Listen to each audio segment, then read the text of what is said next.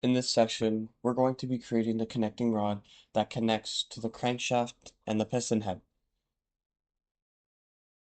We're first going to start off by creating these two circles that you see in engineering drawings. These are what connects the piston head with the wrist passing crankshaft. Like always, we will first start off by selecting our plane and creating our sketch, and then making the line or our circle that we want to start with.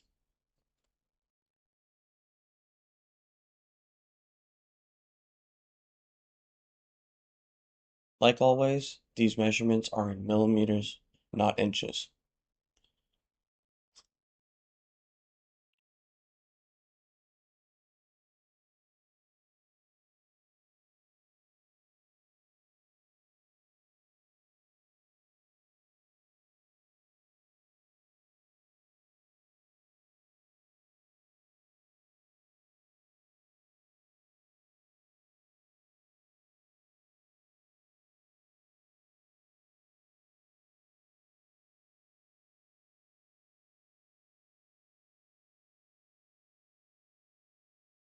This line that we're creating right now is going to be staying here until we are finished the connecting rod.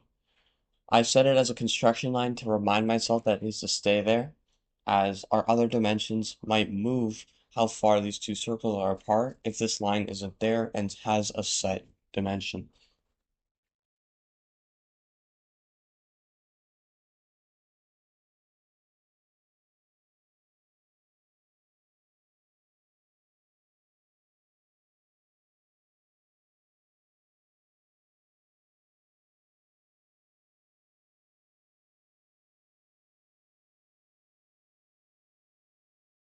The error that you just saw on screen was because I tried to do two dimensions within the same circle with different values. That happens because I decided to not make a second circle when trying to add the dimension, even though I had read it. Small error, easy fix, a little bit of a dumb mistake.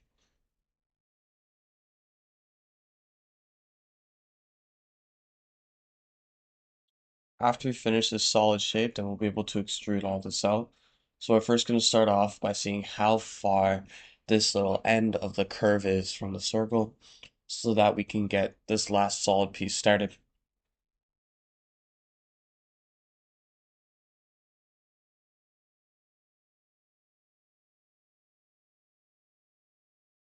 Once again, I recommend that you do not delete that line that you saw me delete. I will have to add it in later to ensure that my dimensions are accurate, so it's best if you just leave it in.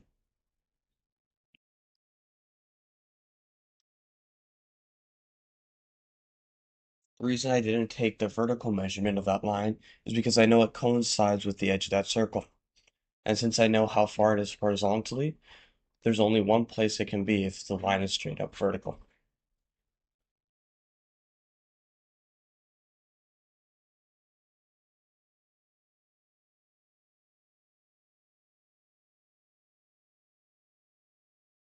This curved area that we're doing right here is not necessary, but I added it for scientific accuracy, as connecting rods typically aren't a flat edge when they're going to the circle, as well as aesthetic purposes. If you are having trouble getting this edge accurate or don't feel that you like it, you can always just add a straight edge and that would work perfectly fine.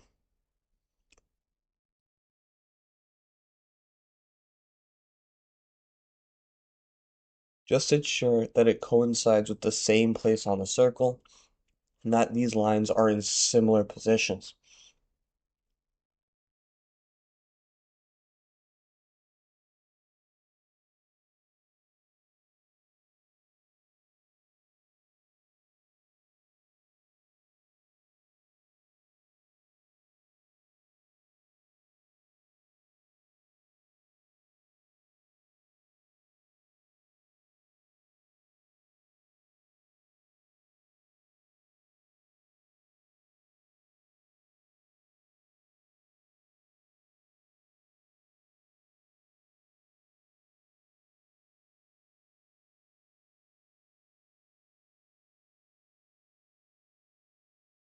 You can see here that trying to replicate this angle to the best of my ability is not easy, as with the sketch tool, it moves lines upwards so they don't always stay in the exact same position, as well as I don't know the length of the original lines used. So this is just my best attempt at trying to fix it.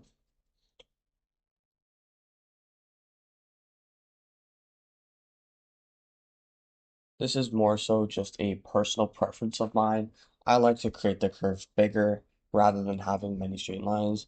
If you do not like that, you don't have to. If you can't do it, that's okay. You can do a straight edge fillet. You can just do a simple fillet. You can keep it a straight corner. Everything, those are okay. Those will not change the performance of this part when they are assembled.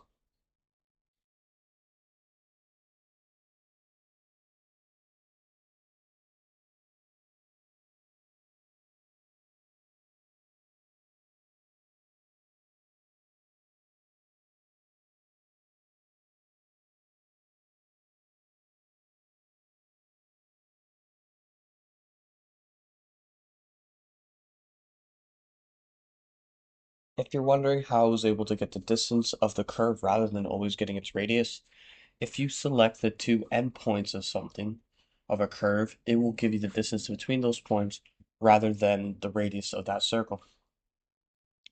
You can see here with what I was explaining earlier, it can be difficult to work with a filleted edge after the fact that it's been replicated, rather than having straight edges and then both.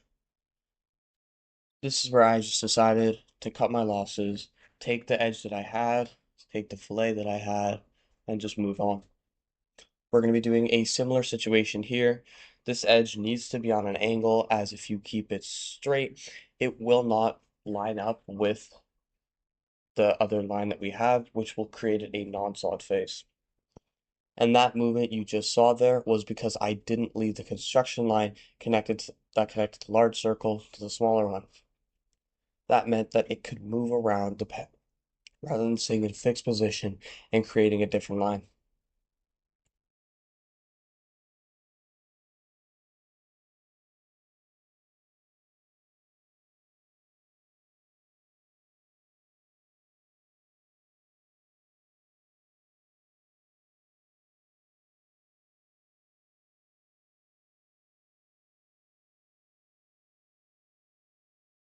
Don't worry about trying to figure out how to copy the top and bottom of these lines.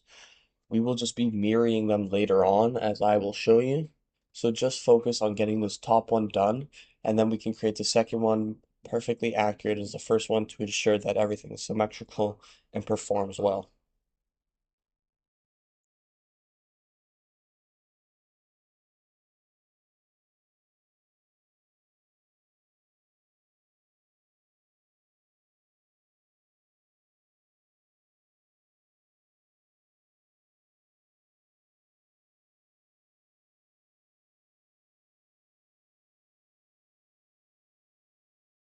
Once again, you can see I like to use construction lines for lines that are not going to be used in the full model but are there for references.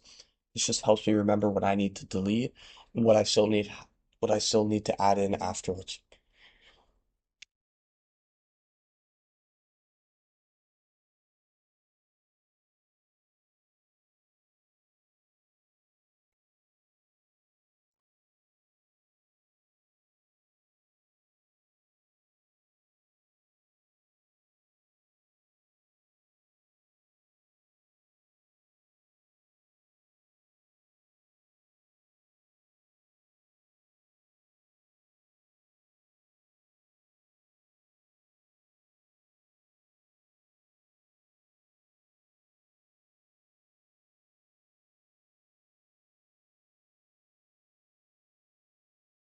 One thing to note, if you are going to be making a fillet here, I would recommend trying to make those angles as similar as you can so that it's a smoother finish rather than just two awkward looking shapes.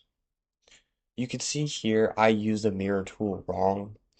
How the mirror tool works is that you first select the line that you want to mirror over, called the mirror axis, or after you select the mirror function, the first line you select, it becomes the mirror axis. and any line you select after that or shape will be mirrored over that axis. I made the mistake of not selecting that construction line in the middle as my mirror axis.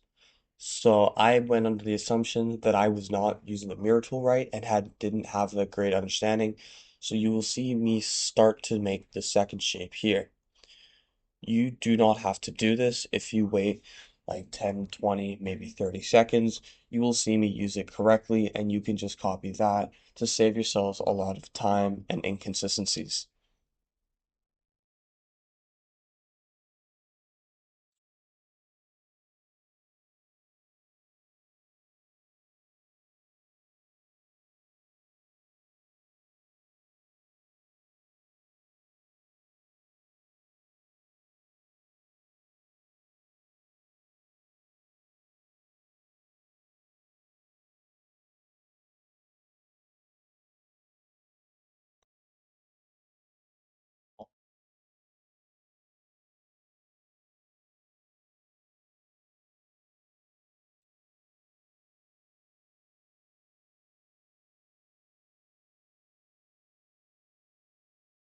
You can see here I remembered how to use the mirror tool correctly and mirrored it over. I select, rather, this wasn't what I was supposed to do, but I select the mirror tool and then I select all those lines, select mirror, and then select that line that I want to mirror. And you can see the sketch fillet moves the lines a bit as it didn't exactly line up with the line that I had despite it being accurate. If you're using a mirror tool, I would recommend doing a little bit of practice on some very simple shapes to ensure that you get an understanding of it and become comfortable using it. Now that we've got all of our faces done, we are going to be creating the extrusions for them and allowing them to set out to make them a 3D model rather than just a 2D drawing.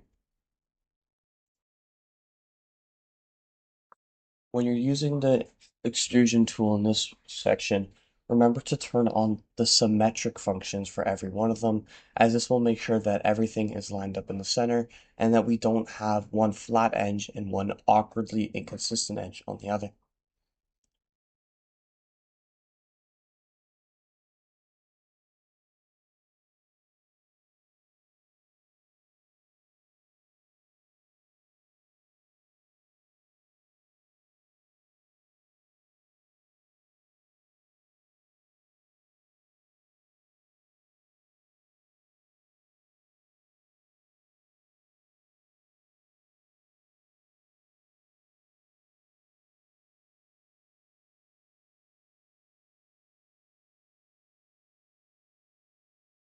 And with this extrusion done, we have now officially finished the connecting rod for this piston assembly. Congratulations, and now you can move on to the next one.